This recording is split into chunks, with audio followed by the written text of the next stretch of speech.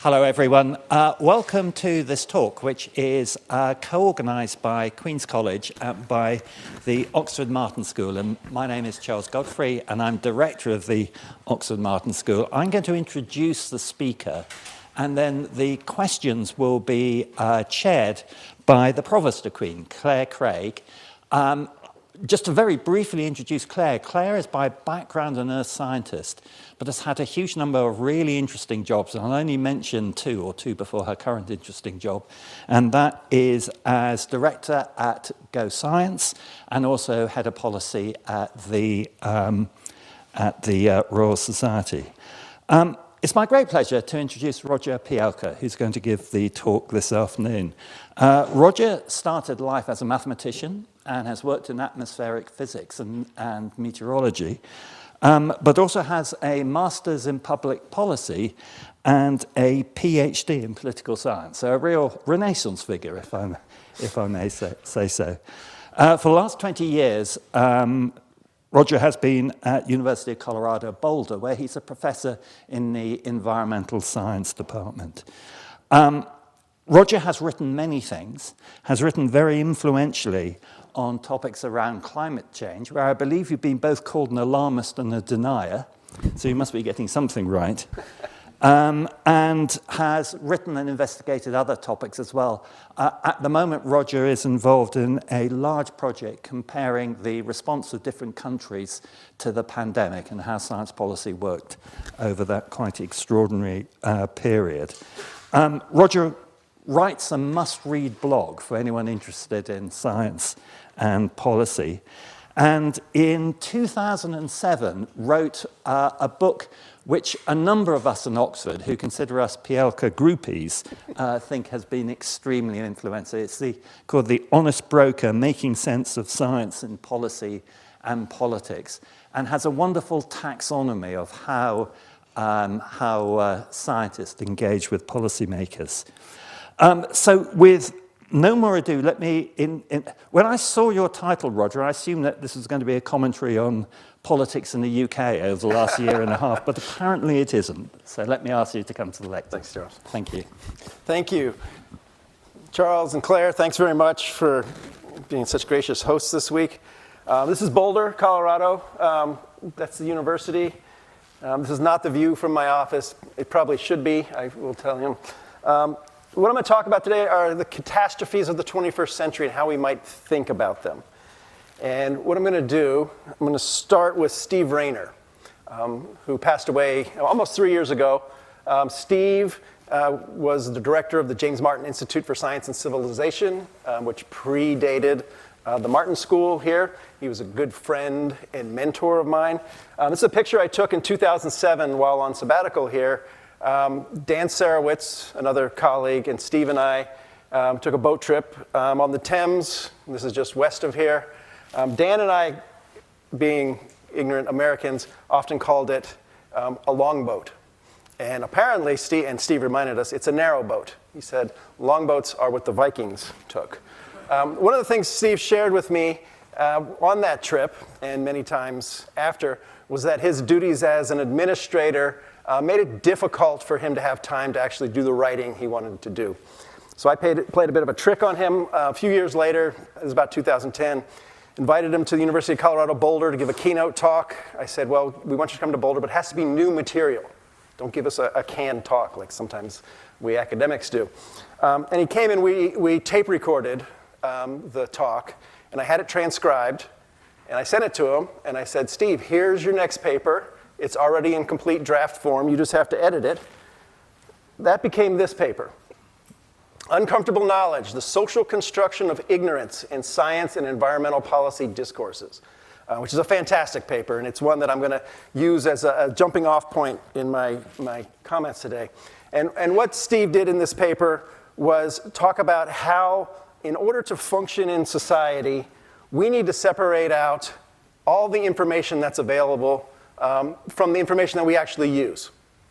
And so we actually are in the business of excluding knowledge. And what Steve said is this social construction of ignorance. Ignorance is a socially produced and maintained phenomenon. And I'm going to talk a little bit about why that's important, and how that contributes to the outcomes that we see in society, and notably catastrophes. Now, this was on my syllabus for a long time. This is a cartoon, and I put it on my syllabus for my grad students, and it's funny because it says, well, when you go to grad school, you actually get dumber. Because after college, you think you know pretty much, half of what there is to know, maybe more. But when you go to grad school, you realize there's all this stuff that you don't know. So as a relative proportion, you've become less smart. And I thought about this. When we're in the business of using science in decision making, what we focus on is, well, let's take what we know, assess it, summarize it, give it to decision makers, and help them to make decisions. What we rarely do is talk about all the stuff we don't know, the area of ignorance. And so one of the things I've been focusing on is this big part of the pie, all the stuff that we don't know. Now, this is not new either. So Jerry Ravitz, who's sitting in the audience, wrote about this almost 40 years ago. Now we face the paradox. While our knowledge continues to increase exponentially, our relevant ignorance does so even more rapidly. So the management and construction of ignorance turns out to be really important. So here's where I'm going today. I'm going to provoke you with two claims. One, I hope, is an easy one for you to accept, and the second one hopefully forces you to think a bit. So first, we experts are in the business of socially constructing ignorance. We think a lot of times we're exposing knowledge, we're creating new knowledge. At the same time, we're constructing areas of ignorance. How we manage the social construction of ignorance will determine our collective capacities to prepare for and hopefully avoid catastrophes of the 21st century. And in my talk, I'll make that clear. So here's where I'm going. I'm going to warm up a bit with some terminology and give you a framework for thinking through these issues. I'm going to tell two stories. One is the global famine that never was, which is timely because just yesterday the UN announced that the world passed 8 billion people. Talk about locating the climate apocalypse. Talk a bit about where we focus our attention as researchers and experts. And I'll end on a positive note. A lot of times we policy analysts, we're like doctors who focus on sick people. We focus on policy problems. And I'm actually pretty optimistic that we have the capacity to deal with and prepare for the catastrophes of the 21st century through stronger institutions. All right, so in his paper, Steve Raynor starts out with the philosopher Donald Rumsfeld. And some of you in the room will remember 20 years ago, Donald Rumsfeld gave a long soliloquy about known knowns, known unknowns, unknown unknowns. Steve uses this to start his paper talking about ignorance. And Steve discusses this, and Steve's very smart and jumps right to the core of an issue. And he said, well, Donald Rumsfeld left one of the quadrants blank. It's this one, unknown knowns. Things we know, but that are unknown. This is the social construction of ignorance quadrant. And that's the one I'm going to focus most of my attention on. So some terminology. And I introduce terms when I give talks. You don't have to adopt them, but so you know what I mean when I use these terms. So uncertainty, commonly known as risk. If I pull out a deck of cards and have you pick one, it's uncertain what that'll be. But we can actually quantify and bound that uncertainty. Those are known unknowns. Ignorance has been called Keynesian or Knightian uncertainty or radical uncertainty. It includes both unknown unknowns and unknown knowns. Steve Raynor also was fond of a term called uncomfortable knowledge. This is knowledge that challenges institutions. One reason that we want knowledge to be in the area of ignorance is because it makes us uncomfortable. Sometimes it's easier not to know, not to talk about, not to raise issues. And by institution, I like the definition, a pattern of cultural acts and practices. Institutions are cultural phenomena. All right, and a bit more focus. So Steve asks, how do we deal with cases where we encounter dysfunctional cases of uncomfortable knowledge? This is an area where I focus a lot of my attention. What happens when our institutions break down? When that connection between the wonderful world of science, the wonderful world of politics, doesn't work so well. So today I'm going to suggest two types of dysfunction in how we construct ignorance. One are acts of omission, where we're ignorant of our ignorance. So something happens. A disaster occurs. And we say, there's no way we could have known that would have happened. Right? We were just completely, it came out, it was a black swan. Had no idea that could have happened.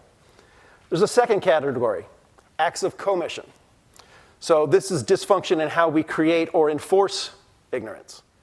After there's a disaster, often we'll say, we should have known better. We should have known. Why did we miss that? So I'll focus, the first part of the talk is going to focus on acts of commission, and I'll have a bit to say of acts of omission further down the line. So acts of commission. So Friedrich von Hayek, Nobel Prize lecturer, said it quite eloquently. I prefer true but imperfect knowledge, even if it leaves much indeterminate and unpredictable, to a pretense of exact knowledge that is likely to be false. Now, that sounds great, that's eloquent. I prefer the Americanism of that, which has been attributed to various 19th century writers. It's not what you don't know that gets you in trouble, it's what you know for sure, but just ain't so. So, in thinking about some of the disasters, catastrophes of the 21st century, going to war in Iraq, COVID, Fukushima, global financial crisis, 9/11, Boxing Day, tsunami.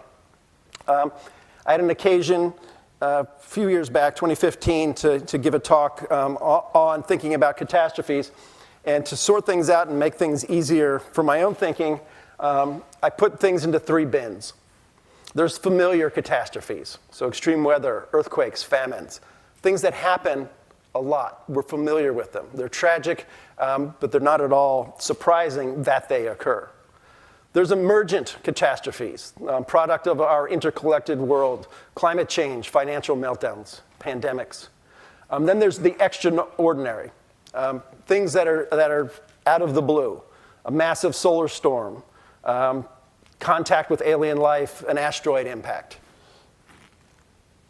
I'm going to say a few words about familiar catastrophes, and then I'm going to leave those behind, because we're not so ignorant about those. There's actually really good news. This is from Our World in Data, a wonderful Oxford University research project. This shows decadal average death rates from natural disasters, different colors for different types of disasters for the last 100 years. And it's a remarkable success story. This is one of the greatest science and policy successes that most people aren't aware of. But the reduction in death worldwide as global population has increased from natural disasters is remarkable.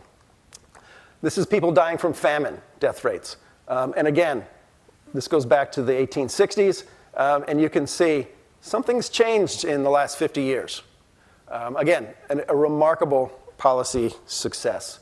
And arguably, this is because these are the known knowns. These are the ones that we have focused so much attention on dealing with. And for me, as someone who works in policy and politics, is a good sign that, yeah, we can get stuff done when we put our mind to it. What I'm going to focus on for the rest of the talk are emergent and extraordinary disasters. And I'm going to introduce how we deal with ignorance through a couple stories. The first one is, I call it the global famine that never was. And you all know the story, right? So this is Norman Borlaug. This is from his New York Times obituary. The story goes, there was a great population growth in the middle of the 20th century. There was going to be more people than there was food. We had the Green Revolution, and fortunately, that famine was averted, and we're able to feed the world. So Norman Borlaug was credited with saving hundreds of millions of lives. His breeding of high-yield crop varieties helped to avert mass famines that were widely predicted in the 1960s, altering the course of history. How do we know that we averted the famines? They didn't occur. So I'm going to tell you a little different story. This is from a paper I done with Bjorn Ola Linner, who was also a Martin Fellow after I was here at Oxford. This is a famous Time magazine cover from 1960, the population explosion. I use this in my classes, and we talk about kind of the symbolism and what it shows. Mainly black and brown women with many children. This white woman, the only one with food, kind of pressed into the corner. But there was a great concern in the 40s, 50s, 60s, going into the 70s of a global population crisis. The Population Bomb by Paul Ehrlich. This is what Paul Ehrlich told journalist Charles Mann a few years back. The book's main contribution was to make population control acceptable as a topic to debate.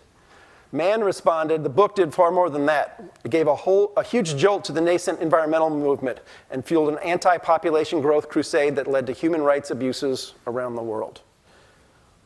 Let's take a look at where concern about global population crisis, at least one strand of where it came from.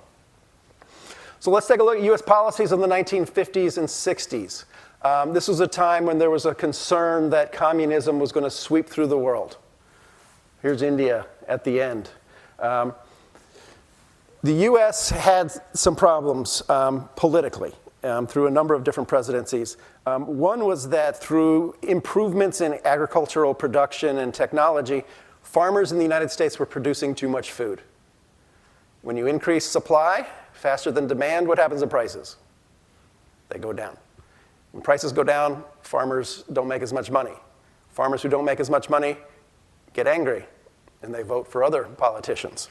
There was also fear that India was going to be falling to the communist red wave. So there was interest, particularly in the Lyndon Johnson administration, to expand food aid to India. Number one, to get some of that supply offshore, off the United States, but also to make India more dependent on the United States versus the Soviet Union and try to hold back the spread of communism. The US Congress was skeptical and did not want to give in to Johnson's policies. So what happened? So Johnson wanted to continue food shipments, the skeptical Congress. So what happened was Lyndon Johnson, and this is from this fantastic book by Nick Cullither, through the fall of 1965, Johnson developed the theme of a world food crisis brought on by runaway population growth. So when we talk about abuse of science by political leaders, it didn't start in 2000, didn't start in 1980. It's been around as long as there's been politicians. But there was a problem. The problem was, this is from the Times of London, food ships streaming into famine-free India. Journalists are coming in from abroad to report a historic calamity which is not taking place. Public collections are being made in Italy and Holland, for example, for famine relief here. Even in the 1960s, there's no Twitter, no internet, but word travels. There was an international media. And this caused some problems for the Johnson administration. And it caused some problems for Indira Gandhi in India, because people were starting to hear, oh my gosh, there's a famine. There's going to be a run on food. So there was a summit. Indira Gandhi came to Washington, D.C. to meet with Lyndon Johnson in March 1966. They had to get their story straight, right, for these two big countries. And so this is from the U.S. State Department, that the story that they were concocting, it shouldn't be such as to frighten people in India, but on the other hand, the need must be seen to be real in the United States. Here's what the Indian delegation said in their report of the summit. The situation in the United States is that to get a response, a political response, the need must be somewhat overplayed. The case should be presented as this being the year in which famine was averted. Now, there's a longer, deeper story there. There was a back-to-back El Nino event, 1965, 1966, the first one in about 50 years, which helped give the impression. But there was not an overarching famine going on at that time. Now, as what happens with narratives, Johnson was able to cajole, he was very good at that, the US Congress, but the narrative escaped out into the world. And American scientists joined along. And I want you to think carefully about how this report from the New York Times is framed. An assembly of leading food and agricultural specialists was told today that unless the problem of feeding underdeveloped countries could be solved, the fate of all men will be the fate of India. Remember, the fate of India, there was not a famine going on. This is Roger Revelle who made that statement. But the construction I want you to pay attention to is that the experts, the food and agricultural specialists, were the ones that were being told, right? Rather than the other way around. They were the ones with the expertise. So, uncomfortable knowledge. Was the catastrophe a coming global famine that was only averted due to quick action? Or was the catastrophe here decades of human rights abuses in the form of coercive population control justified by a prediction that was never correct in the first place? Constructed ignorance. Now, obviously, this could be a semester. This could be a great class. I would recommend to you these two books, which provide a pretty definitive answer to these two questions. All I would to do in this talk is to put into your mind the idea that it was ideas that were important here, and how we constructed how we think about the real world. All right, I can tell you, if Steve Raynor was here, he would go, whoa, whoa, whoa. Roger, wait a second. This isn't uncomfortable knowledge. This is 1960s. That's before you were born. How can it be uncomfortable? It doesn't threaten any institutions today. So he's right. So what I'm going to do is I'm going to try to make it a little more uncomfortable for us in this room. This is a book by Alina Chan and Matt Ridley about the search for the origin of COVID-19. So there's a debate, a discussion, a fight, angry people about where COVID-19 came from. Some people think it came from a market, and other people think it may have escaped from a research-related incident. I have no idea. I can read those, and I think both of those remain as plausible outcomes. It's clearly uncomfortable knowledge. Now, if you don't want to entertain that as a possibility, this is from just 2 weeks ago. Boston University in the US created a new form of the Omicron coronavirus that is much more virulent. And other scientists criticized this idea. What are we doing creating superbugs in laboratories that could cause pandemics? And so the uncomfortable knowledge here is that, well, maybe we have to put some constraints, some regulations on the types of research that we do. I won't follow this one up. I will point, this is Catherine Eban, who's written on this debate in Vanity Fair. You won't see any better example of socially constructed ignorance than scientists trying to shut down discussion by other scientists in public forums. She says, I've investigated drug traffickers and counterfeiters and torturers who have had more civil discourse and have taken a higher road than some virologists on Twitter. A lot of our public discourse on complicated, politicized science topics involves people trying to manage the boundaries of our ignorance. All right, that's just a warm-up. All right, locating the climate apocalypse. I'm going to talk about some of the research that we've done here. Definitely fits into the area of uncomfortable knowledge. This is Herman Kahn, who invented, along with colleagues, the word scenario. He wanted to call the concept that we call a scenario today future now. Scenario is much better. This is actually him. This is really, really him. He was a model for Dr. Strangelove. And I can tell the age of people who know who that is in the room. So there's a story here about where scenarios came from. He hung around with people who made movies and directed movies, and he liked the idea of a screenplay. And so in his mind, he was thinking, well, we'll use scenarios like screenplays. They'll paint a picture of a world so we can start thinking through possibilities. Now, the Intergovernmental Panel on Climate Change has adopted a scenario-based approach for more than 30 years in its analysis of climate change.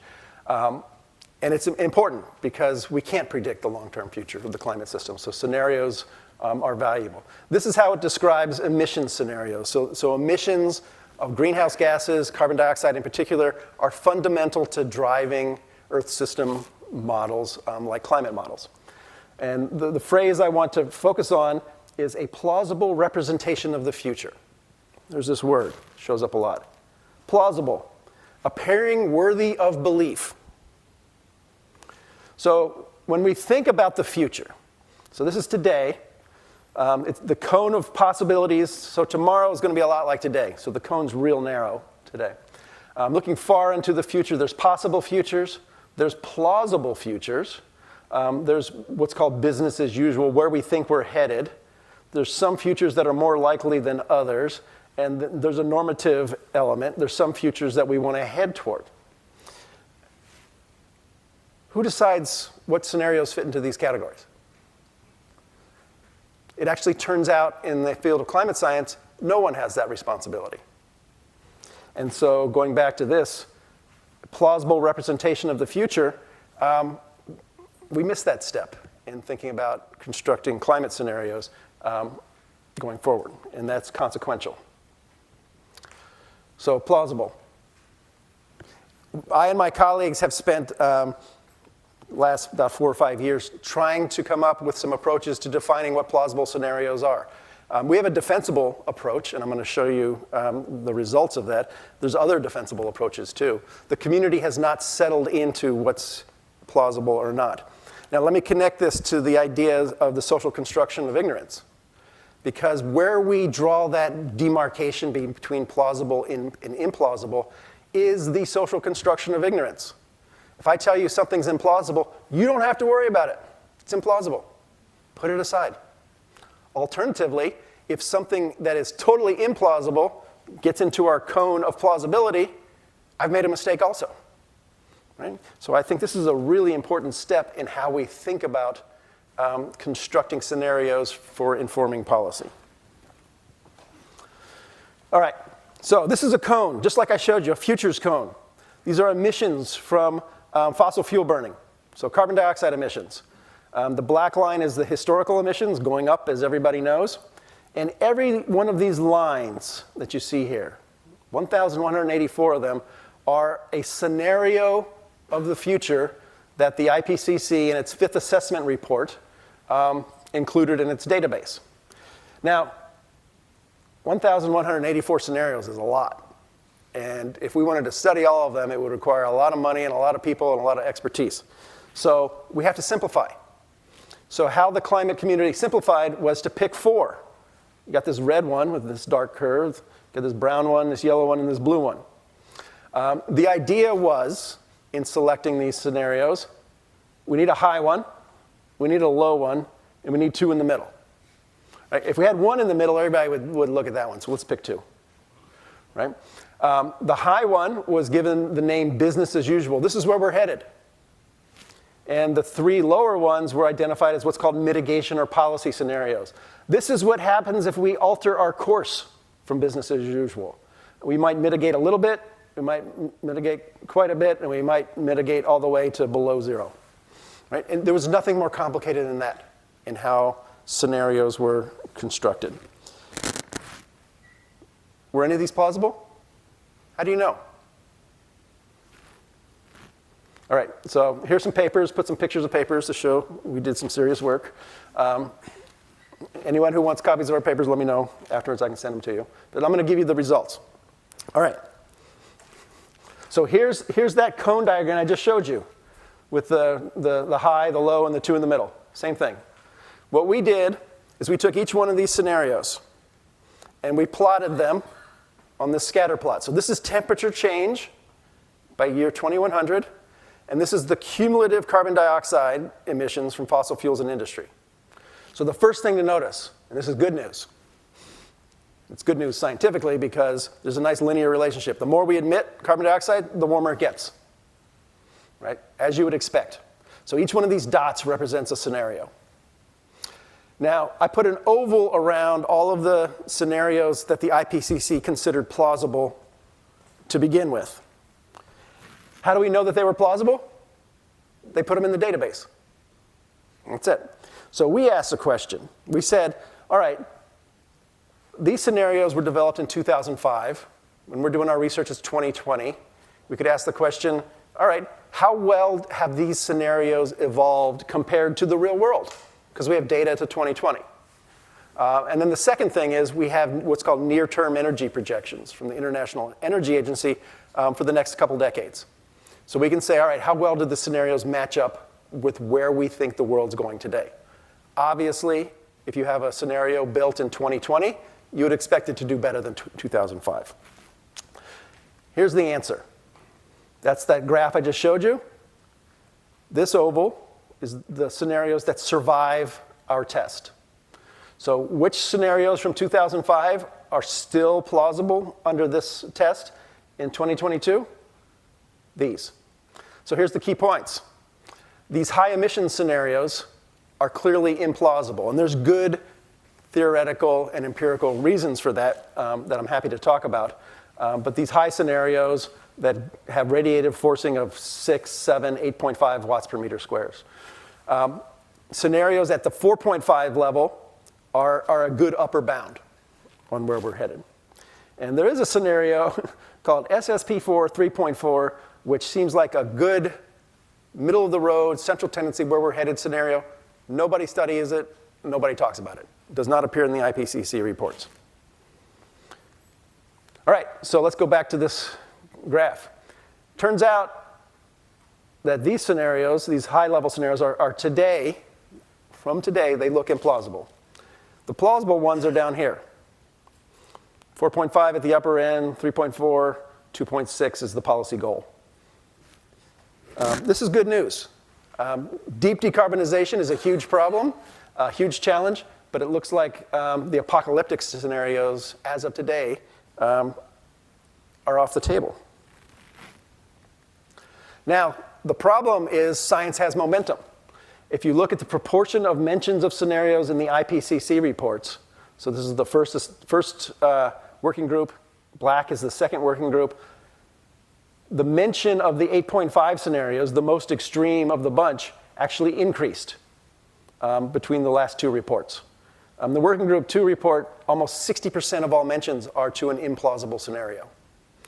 The picture that we paint in terms of science, assessment, journalism, and policy is dominated by the most extreme scenario.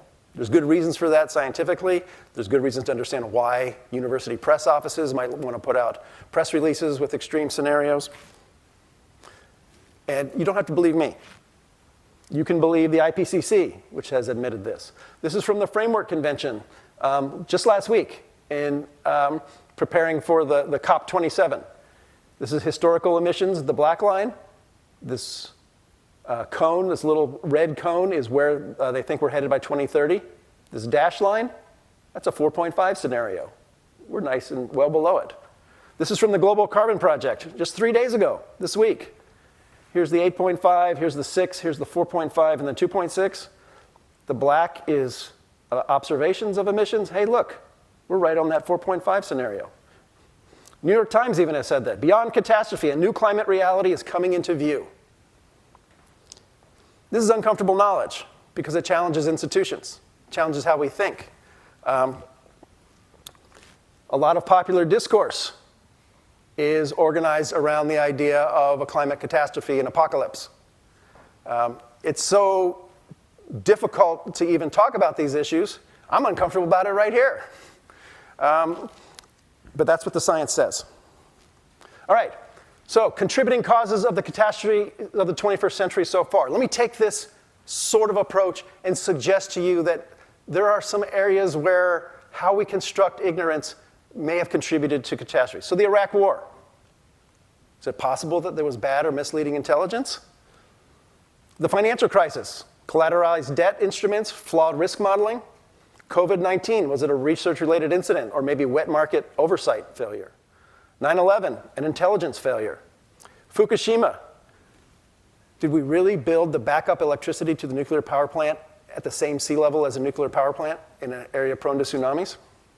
Boxing Day tsunami, there was a lack of a tsunami warning system in the Indian Ocean basin. That's been rectified now, but it's the sort of thing, well, we should have known better.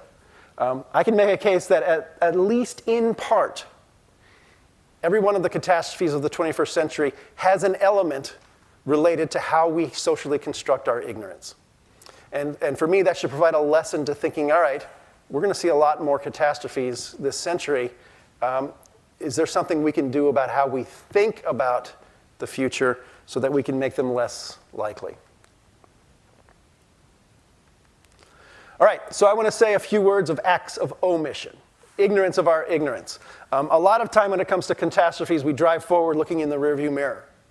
We do a pretty good job preparing for the disaster that just happened.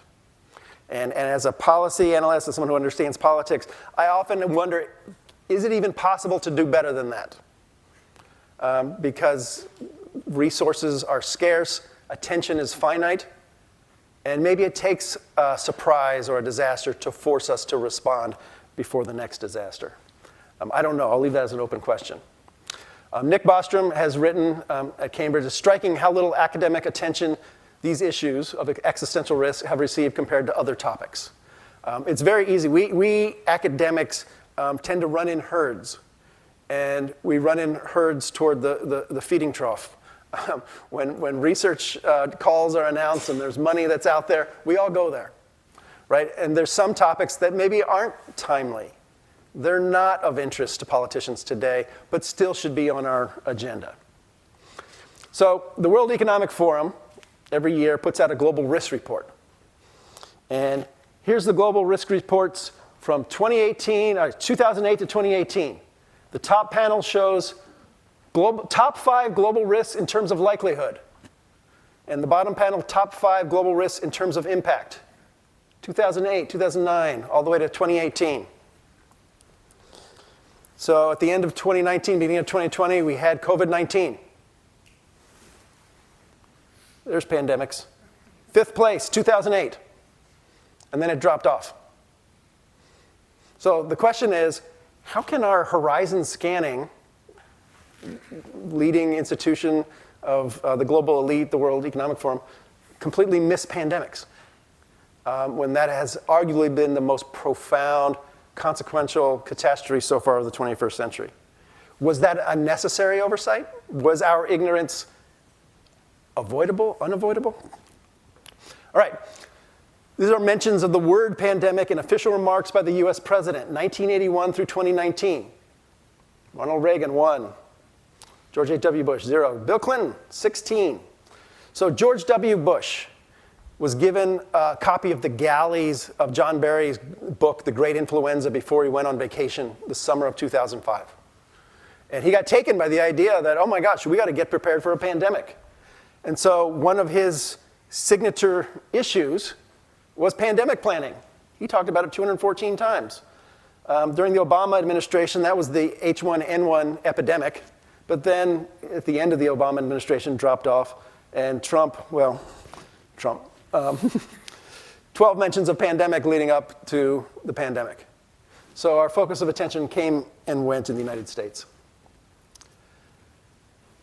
Is it possible that one of the most important science and technological activities of the human race occurred last month, when NASA's DART mission proved that we could target an asteroid and deflect its course? I don't know. But maybe this technology in 2043 will prove to have been the most important thing that we've done. We don't know, but this is the sort of thing that gives me hope, and I wonder, how do we judge whether this is enough or sufficient resources to put into this technology compared to others?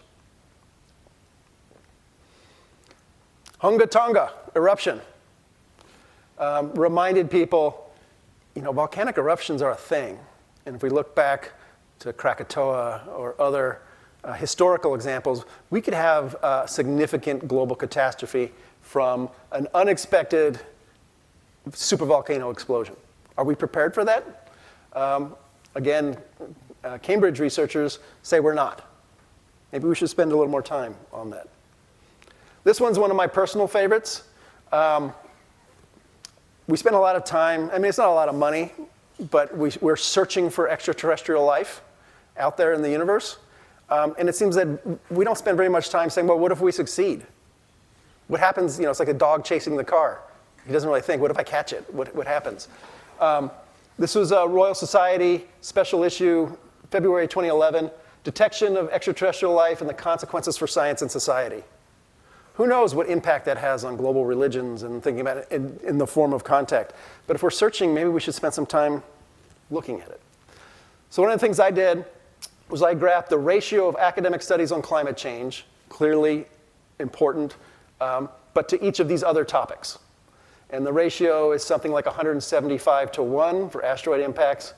It was much less, about 20 to 1 for pandemic, 75 to 1 for supervolcano, and 50 to 1 for extraterrestrial life.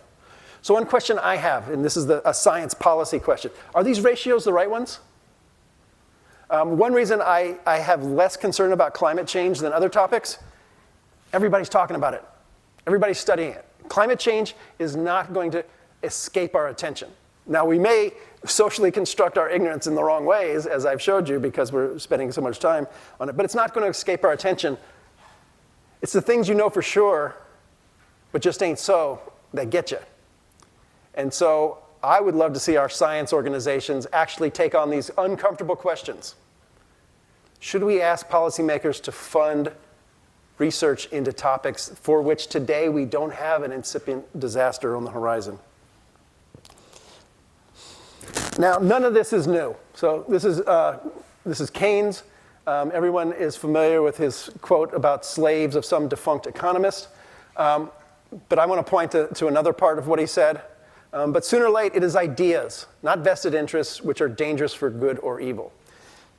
The social construction of ignorance is how we array ideas in service of preparation for things that can be quite harmful and destructive.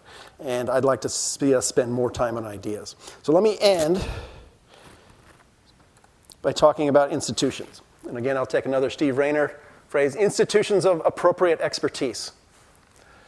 One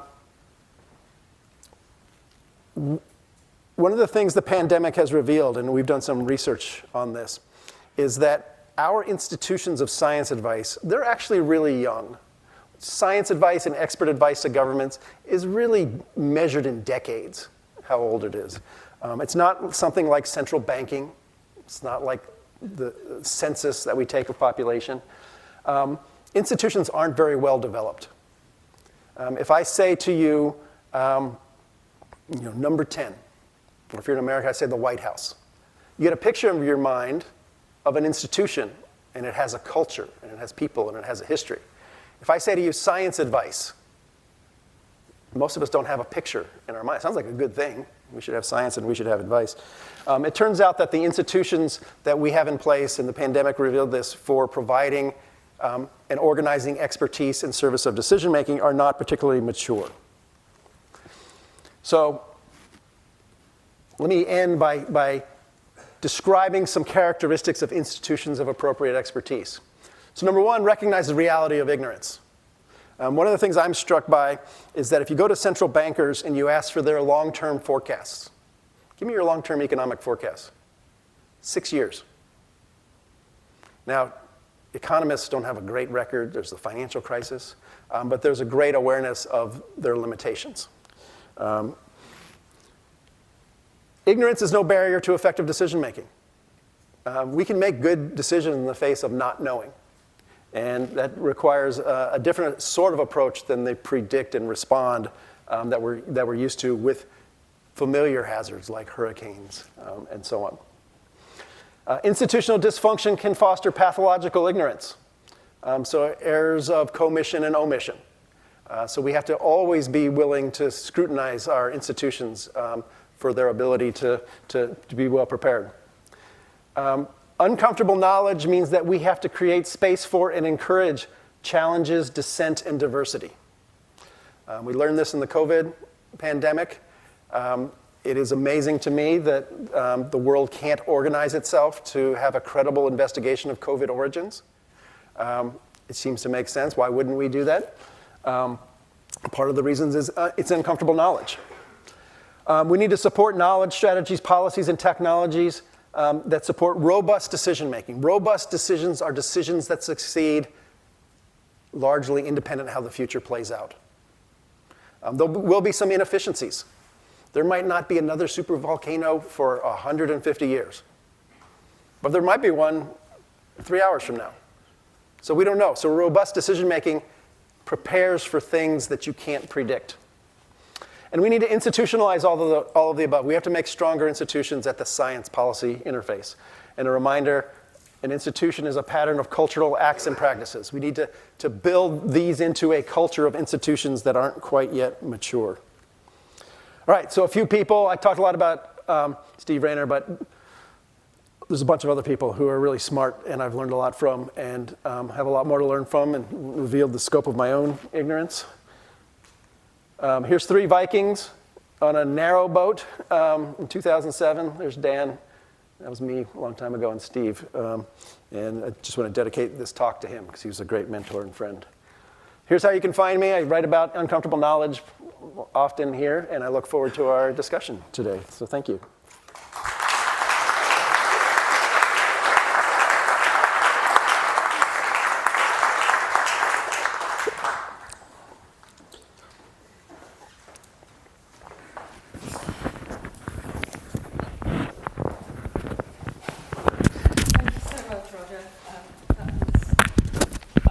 Absolutely fascinating, as might be expected. Is this working? Yes. It's okay.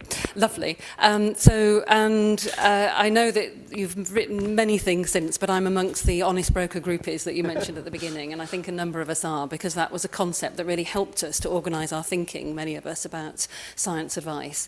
You've given us lots of new things to think about this evening.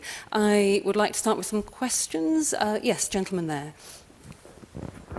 So I really enjoyed your talk, and I agree with most things you said, but I want to take issue with your use of the word social construction of ignorance. I think that's a dangerous phrase because we really need to distinguish 2 kinds of things. Your example of Lyndon Johnson is one thing, but the IPCC, I may be fighting with those guys because I think they're getting stuff wrong, but I don't think it's an intentional social construction of ignorance like LBJ. It's that people are incompetent. Those guys they have their incompetences too, and they just got stuff wrong. And I think you'll find in the future, I'll predict in 10 more years, your plausible zone will move down lower than it is now. Okay, I'm writing a paper about that. That's what I think.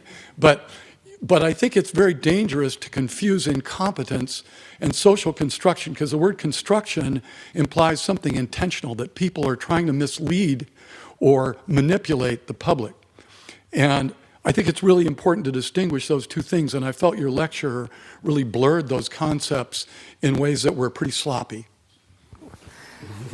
While you're pausing on that for a moment, let me just quickly respond. Can I just, sorry, it's a housekeeping point that Charles reminded me.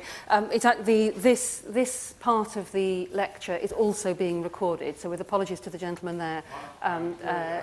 Marvellous, thank you. But to anybody else who might want to know, so it is being recorded. And also it would be helpful actually if you might say who you are and when you ask the question. I'm a farmer at the Oxford Martin School, Institute for New Economic Thinking at the Oxford Martin School. Thank you very much. Yeah, all right. First, thanks for your comment. And as you said, I agree with a lot of what you said, but not everything. The notion of the social construction of ideas, of reality, and again, it's one of those terms of art that comes from science and technology studies. It involves both conscious acts of constructing the reality, but unconscious acts and decisions that we make. The IPCC scenarios I'm giving you, no one said, like I said, no one said this is plausible or not plausible. There are really good reasons why the climate community came up with those 4 scenarios. They had to do with choices in climate modeling. They had to do with continuity from scenarios from what's called the SRES earlier. No one foresaw, in 2022, we're going to have issues associated with plausibility. So there does not have to be intent in order for there to be a social construction of the reality that we have. The fact that there's 150 times more studies of climate change than asteroid impacts, no one, I can tell, is sitting in a room saying, what's the proper ratio of asteroid? It's an emergent phenomena that comes from human activity. So I guess the one thing I would say is I encourage you to read Steve Rayner's paper I started with, who talks about all of these different dynamics. And like social processes, they're complicated, they're emergent, they're recursive, and so on. So thank you. Gideon. Hi, I'm Gideon Henderson. I'm here in Oxford, and I'm also Chief Scientific Advisor at DEFRA. Yep. And I too wanted to pick on the Fuss et al. Diagram that you've just responded about. It's a diagram that I use quite often in my talks, but for a very different reason as a science advisor. And I suppose I want to challenge you about your assertion that that's an uncomfortable set of knowledge or truths in that figure. For me, it's very comforting and comfortable.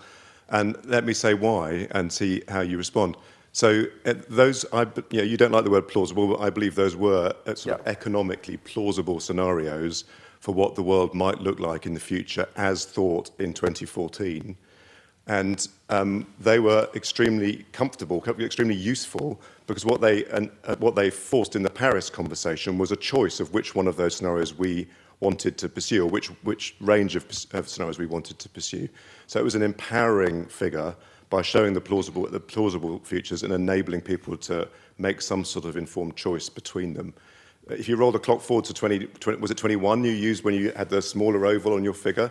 To me, that's a great outcome of that plausible figure from before, in that we have chosen not to take the 4 to 6 degrees warming scenarios into the future. If you were to redo the Fuss diagram in 2021, you'd have a different set of plausible scenarios. It's not the early ones were implausible, it's just that we chose and narrowed the range as we went forward into the future. And where we are now, we still have warming between 2.5 and 3 degrees, so we still do have a climate problem, and the plausible scenarios that we might plot into the future would hopefully reinforce the preference for a lower emission into the future. So to me, that whole process is actually a comfortable scientific process doing what it should do and informing social choice. Why is that uncomfortable?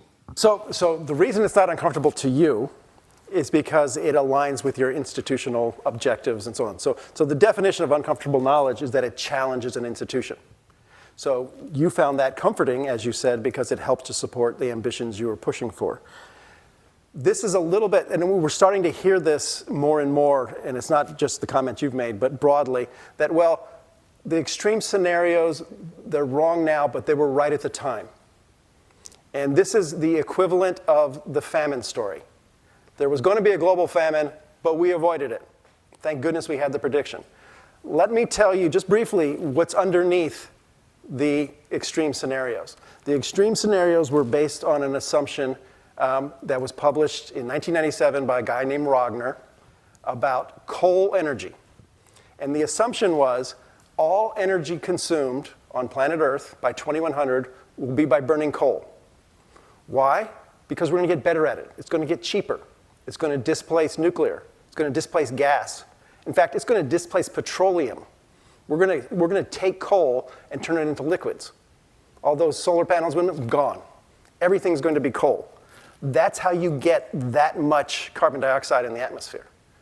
So there are very good reasons to say, you know what? That 8.5 scenario, we're not off that because we made good decisions and climate policy is a resounding success. It's not. We're off that scenario because we were never headed to it. And I think there's really good literature on that. So as we go forward, and this is, and Steve Raynor talked about this in his paper, this is how we deal with the social construction of ignorance. When our expectations depart from the reality that we observe, we invent new stories to reconcile how things have evolved. Oh, the famine didn't occur? We must have come up with the Green Revolution and solved it. What I'm suggesting, and it may not be right, but we entertain the possibility that our original assumptions may have been wrong because we can learn from those.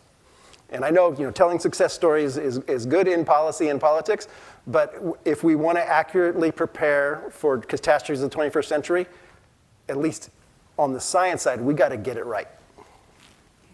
There, thank you. I'll keep this quick. Mark Eccles-Williams, I'm a consultant to various institutions, including cyber intelligence. Sounds mysterious. All right. I have found what you have said extremely interesting. I'm not going to say amazing, which people seem to say now. Very interesting. You can. It's all right. Yeah. Known unknowns. One of the things that are moving very quickly in our world are CBDCs, central bank digital currencies. It's happening everywhere. And I was thinking, as you were saying, it's a known unknown. We have no idea what is going to happen and what the risks are. And it seems to me there's virtually no unification on this. The EU is different to the UK, as the United States. Central bank digital currencies are full on. It seems to me that the only way of curating known unknowns is via academia. And because academics seem to be truly united. And my question is just, how can you move this forward and make it happen? And who runs it? Yeah, I mean, it's a great question. And you raise a topic, I don't know anything about digital currencies, but I hear this a lot from people when I talk about these issues is, oh, have you heard about this topic or that one that's really risky and that we're not paying enough attention to? And I guess, part of me, so I study and I teach policy, and, I would like to think, oh, there's some hidden government agency who's worried about existential risks and an unknown. But the realist in me is, maybe nobody's looking at these things. And so, my advice, and I don't know if this goes to intelligence agencies or this goes to, academic funders, but my sense is, and I feel pretty strongly about this, is we're not paying enough attention to the the unknown knowns and the known unknowns. There's a lot of things that are out there that are probably going to be the things that get us. Go back to November 2019. How many of you were worried about a global pandemic? Right? I'm sure this is Oxford. There's probably 7 people in the audience who study it. But in reality, it was not on the radar screen of policymakers. There was other things that people were fighting about, were talking about. And so I'd like to think that we are a smart enough, a wealthy enough set of societies around the world that we can allocate some attention to these issues so that we're not completely blindsided by inevitable surprises. Charles. Roger, you give the example of the India and Yep. America, and you could give many different examples of quite how terrible agricultural policy in the rich world has been and how it's held back agricultural development in the poor policy. And that's sort of now well understood. Yeah. And might that not now be comfortable knowledge in a large part of academia? Yeah. And that the fact that there might have been a real risk of famine in mid-century, given what we knew then, is now actually uncomfortable knowledge for many people within academia. And that we may really have avoided famine, largely because of the Green Revolution, especially in Asia. And the extraordinary get-out-of-jail card that has been the demographic transition, which arguably was really not understood there. Right. So could it be that we're constructing a different type of ignorance to make us feel better about what are current academic mores? Yeah, absolutely. And I'll further complicate your counterfactual there.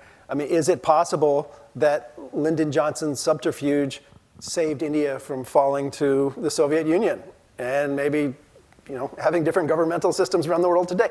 That's the question. And so I guess for me, I agree with all that, but for me, the challenge is academia can't be a 50-year lagging indicator of these issues.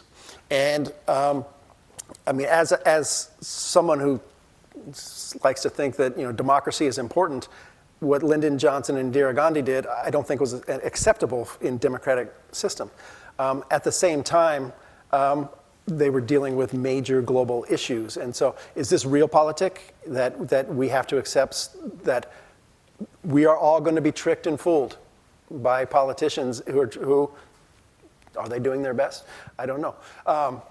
That's the question. And so I guess I have a little bit more expectation that advisors, scientists, smart people should play a greater role in these things and not leave it only to politicians to kind of wing it as they're going along. So I don't know the outcome there, but I do know there are some different outcomes that could have been different. So. Thank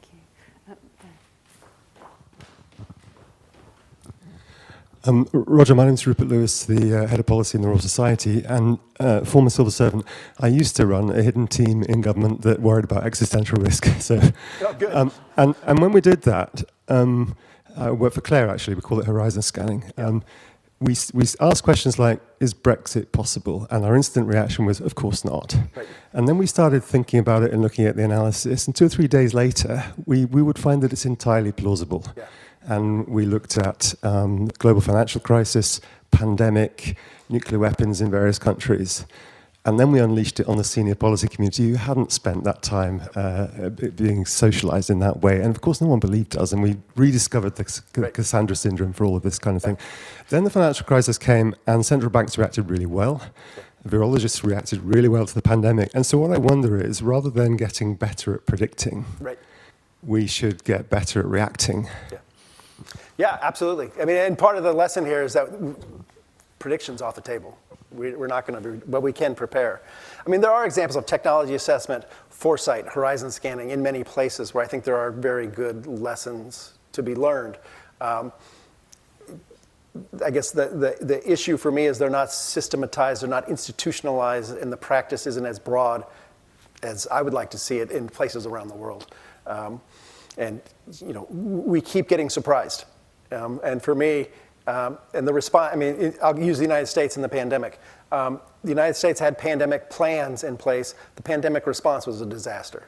And so for one of the wealthiest countries in the world with 3,500 universities, that's not acceptable. So yes, I agree with that. And I thought you were going to say, we worked on it, don't worry about it. We got it taken care of. Yeah. The lady there, please. Sorry, can you?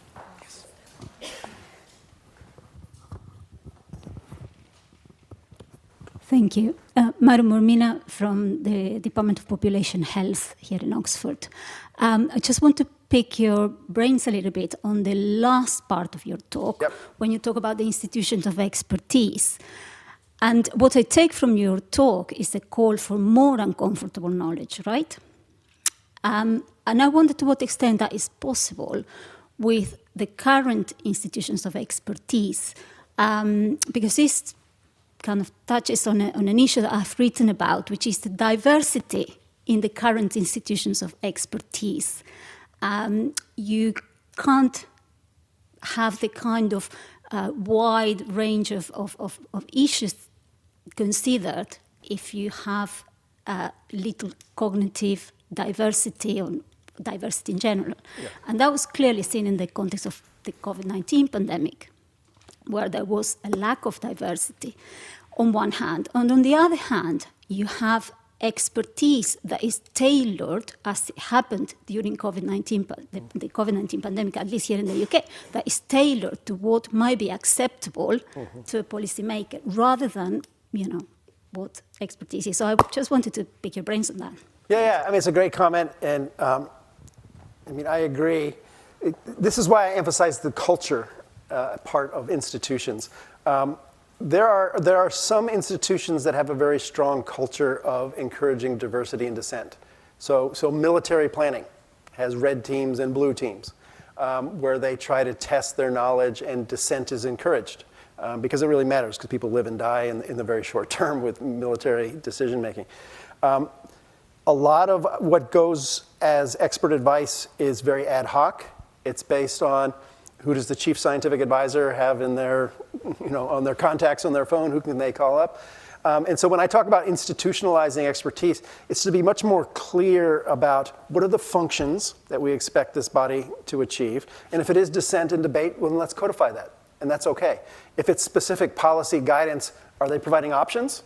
Expanding the scope of what's possible? And so entering into uncomfortable knowledge, if you're trading off keeping schools closed versus keeping pubs closed in a pandemic or whatever it happens to be, or is it to come up with an option and say, this is our best guess for what you should do?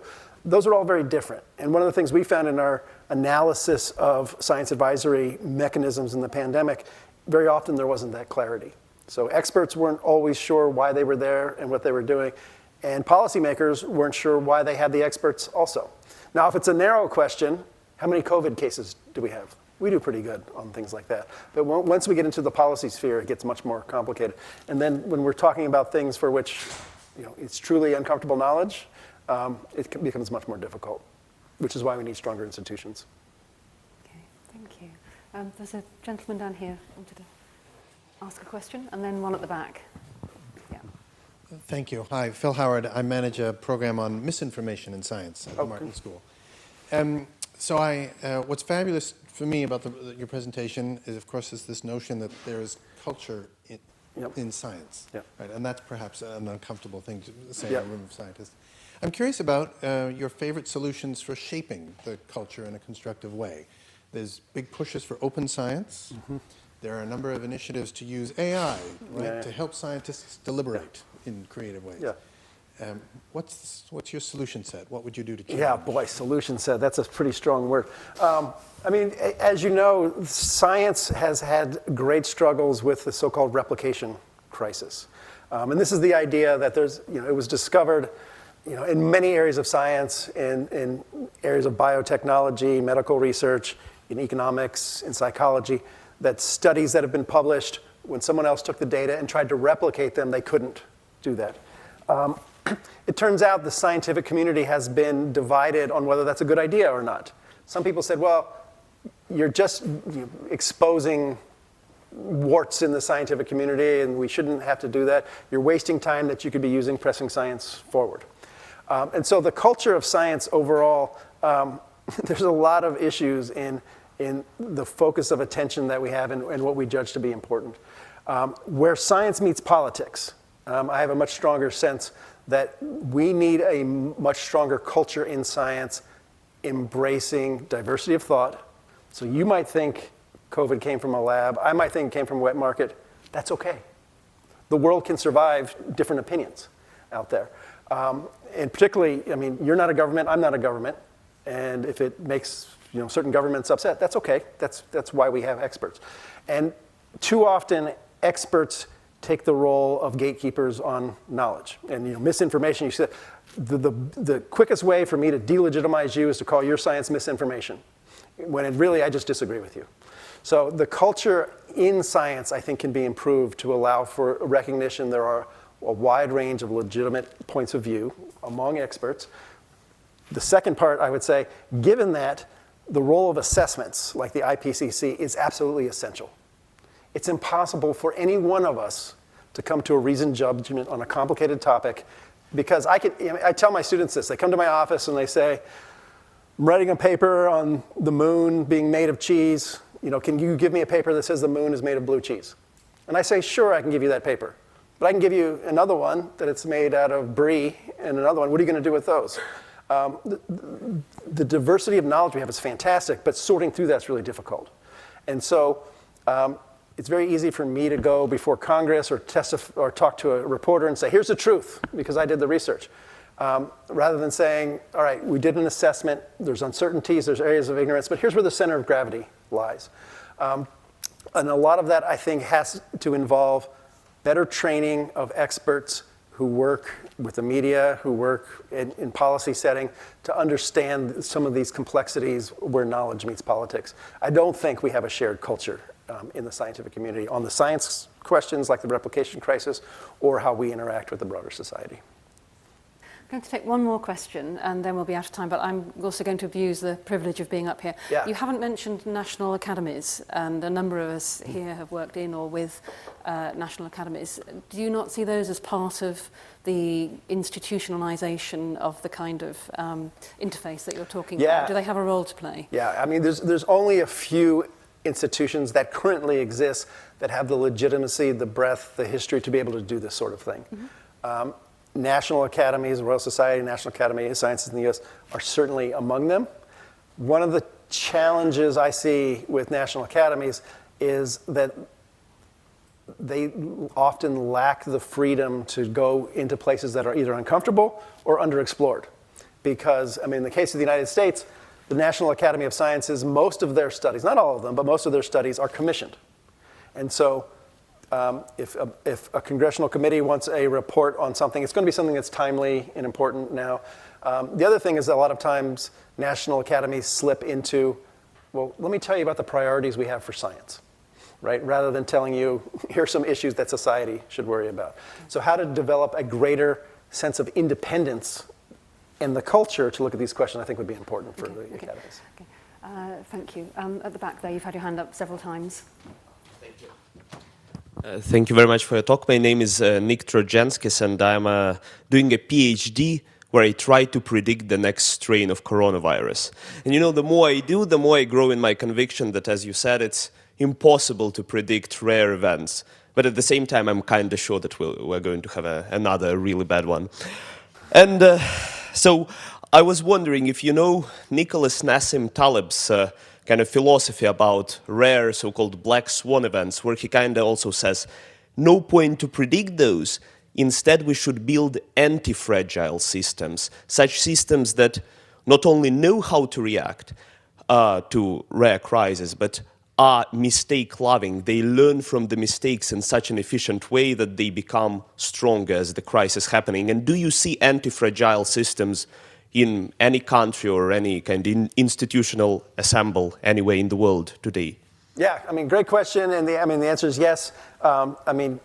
Taleb uses the word anti-fragile. It's just a fancier word than robust, I think.